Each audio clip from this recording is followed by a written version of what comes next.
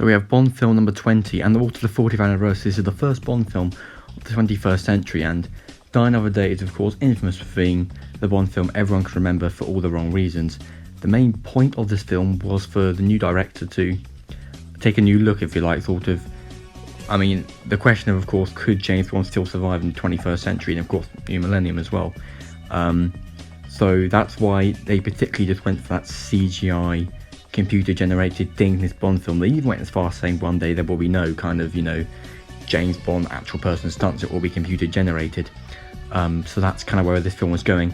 Obviously, as soon as the film finished, everyone hated it, and they just wanted to go back to the normal formula. This is why it was very much a standalone Bond film with the CGI.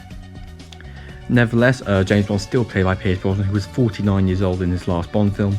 Honestly, I must say he was pretty young. However, he definitely, it's definitely satisfactory this being his last Bond film. 4 Bond films is pretty good. That's 3 more than George Lazenby and 2 more than Timothy Dalton. Not that he was too old, but also I think the main point being, of course, he couldn't really have done Casino Royale. It wouldn't really have looked right, would it?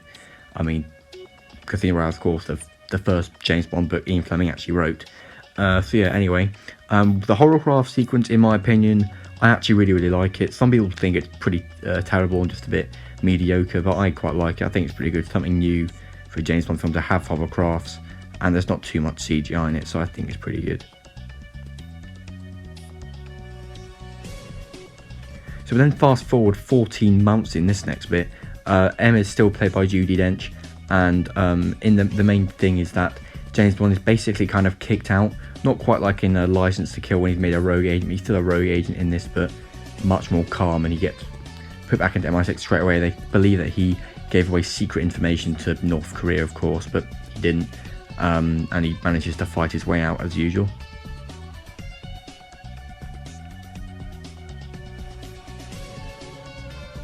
And he uses the flashbacks he has from his memory to kind of actually do his advantage, because although he was panicking, of course, that lowered his heart rate and he managed to escape by putting a defibrillator on someone else. James Bond then swings over to shore, who's actually in Hong Kong, and of course, James Bond knows basically anyone, and he just manages to go into this big 5-star hotel, and somehow that shaver miraculously cuts his hair, puts on makeup for him, and also shaves his beard. So yeah, again, bit of a plot error there, but no, it's fine.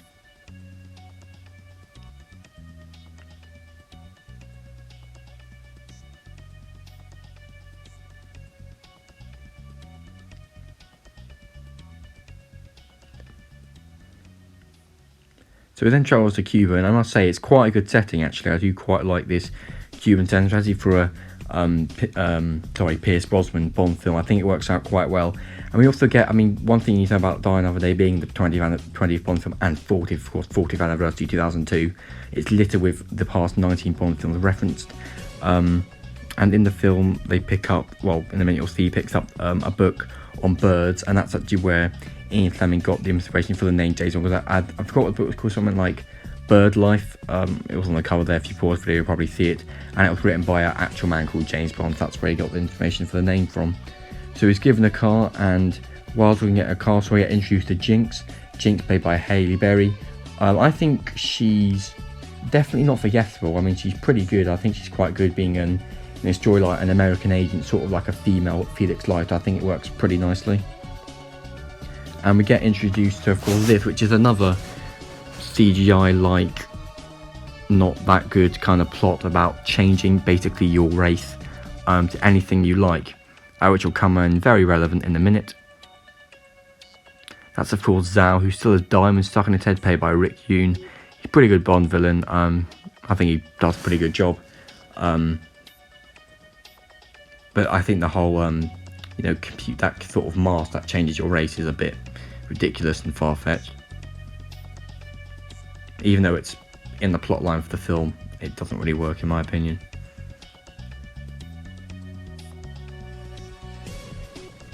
Although he does manage to steal some diamonds, and although they're claimed to be made by, of course, Good Stuff Straves, played by Toby Stephens, who is actually Maggie Smith's son, who was of course in the Harry Potter series, that the diamonds, although he claims they're from Iceland, are actually also the exact replicas of ones found in I think it's the Horn of Africa, so kind of Somalia, Ethiopia, that kind of area. And also on the plane, that is Roger Moore's daughter. So yeah, good callbacks to previous films. As well as that bit, of course, flying a British parachute is, of course, what happened before the pre-title sequence song in The Spy Who Loved Me in 1977. And this is probably the best fight sequence in the Bond film. Honestly, this might be even the best fight sequence in all the Pierce Brosnan Bond films. Controversially, I say that, because it really is good. I mean, I haven't got that kind of bit where some of them in the Bond films where they do kind of slow motion shots. It is kind of one continuous, normal speed shot. And yeah, it was really, really good fencing scene. So despite nearly killing each other there, Gustav Graves does invite James Bond to the little diamond show he has in Iceland.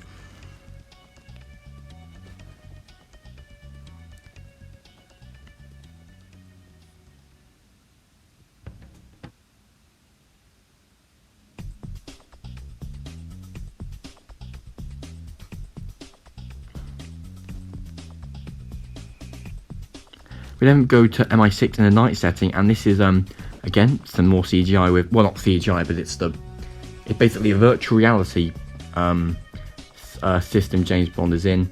I think they actually existed in 2002, but of course they now do exist, so that's a bit of predicting for the future. And of course that is Q, played by John Cleese, now officially replacing, of course, the previous Bond film, Leslie Llewellyn. He was a very good Bond actor, but of course, no, I think Q, John Cleese, is very, very good. And of course, throughout when he's going through kind of, the gadgets, so we get to see the jetpack from Thunderball, the shoe from Rush with Love, and of course the crocodile from Octopussy. Although I think that is quite good, saying kind of, this is, I mean, you can actually, if you think about it, it's quite deep, right? You can kind of go, this is the same Bond we saw in Doctor No. This is the same Bond we saw in any Bond film. It's kind of, the James Bond timeline is, well, that's the thing, it isn't a timeline, it's just kind of standalone films.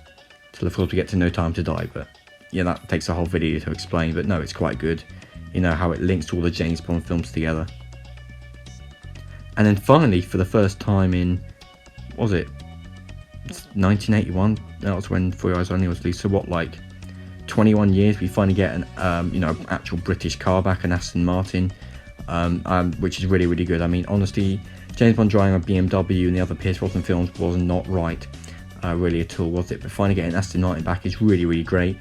The fact that it camouflages, I think, is again pretty far-fetched. I know that there is some nanotechnology that does allow cars to do that nowadays, but overall, it's kind of just not really suited, of course, of being in Iceland with all the snow. You can see the tyre tracks, and being invisible doesn't really change anything.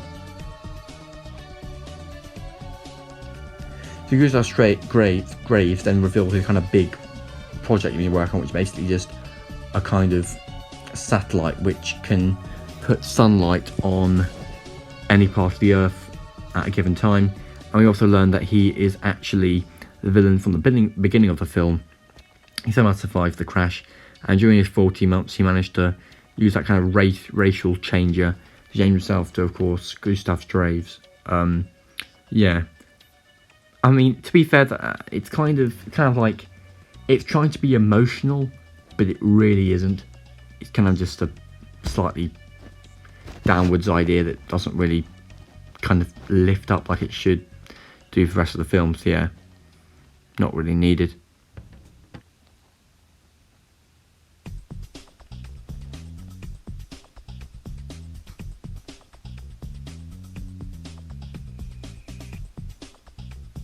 James Bond does sneak up on some villains in, of course, his Aston Martin, which is currently on camouflage, but again, you can see the tyre tracks, so it's not really that relevant of an idea to do. Although whilst he is there, he does bump into Miranda Frost, who of course is played by Rosamund Pike. Rosamund Pike, I don't know, I don't think I pronounced that right at all. Anyway, Miranda Frost, of course, turns her back on MI6 and is actually working with Gustav Graves, which again I think is actually quite a good plot scene, good plot change. I don't think many of us actually saw that coming, so that's quite good.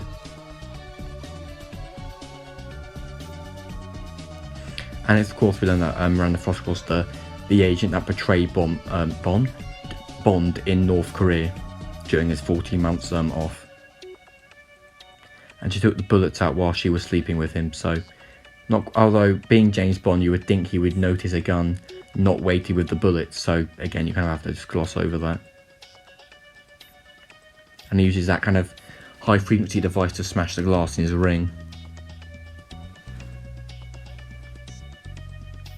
And Gustav Graves then turns on the satellite, but manages like really high frequency the kind of sun's beam in one particular area, and then we get just this atrocity. I mean, it's no more needs to be said about what's happening right now. It's what is that? The CGI.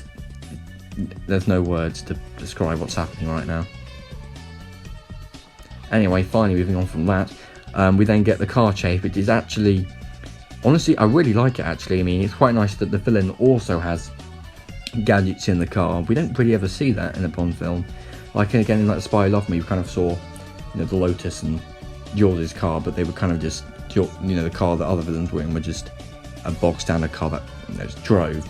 You know, this is actually quite nice that we do get a car that the villains got to also have gadgets with like rockets and bombs and machine guns. It's very, very good. And James Bond uses the, of course, ejector seat to kind of flip the car back over. Not at all how that scientifically works physically, but hey, it's quite good.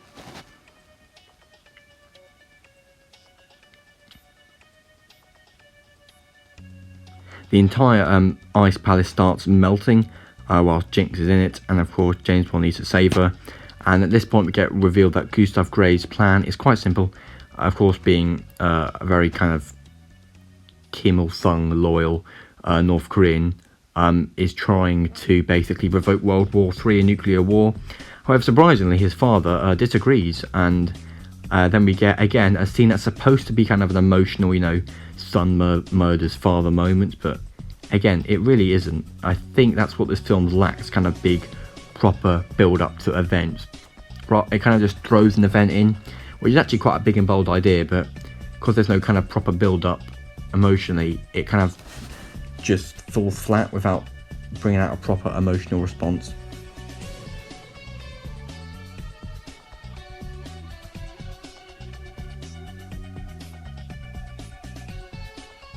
The plane then drives through that kind of sun beacon satellite he has, but surprisingly it doesn't just disintegrate, it kind of just gets a few holes in it.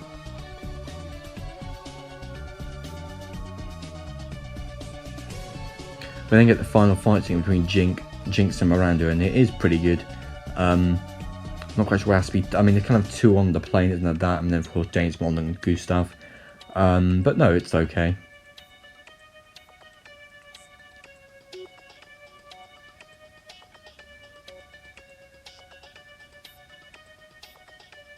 And Gustav Graves uses his electric kind of glove to kind of try and kill James Bond, but it doesn't really work. Honestly, this fight sequence, I think it would be better if Gustav Graves didn't have that electric suit. This is again kind of unneeded special effects.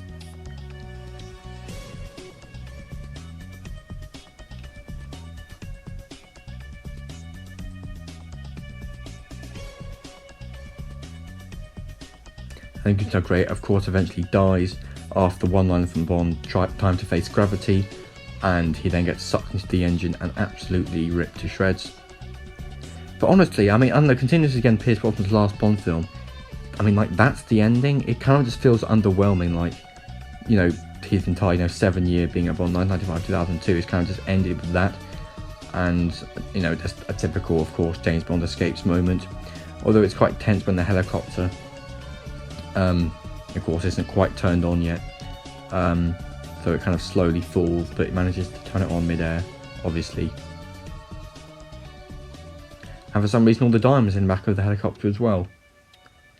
Literally nothing really makes sense anymore.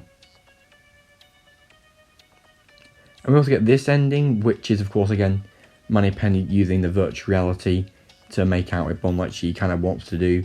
Although Moneypenny's kind of meant to be like, she doesn't want that because James Bond's kind of being just like sexist, although, because of course now it's the 21st century, maybe they're trying to like reverse that, the filmmaker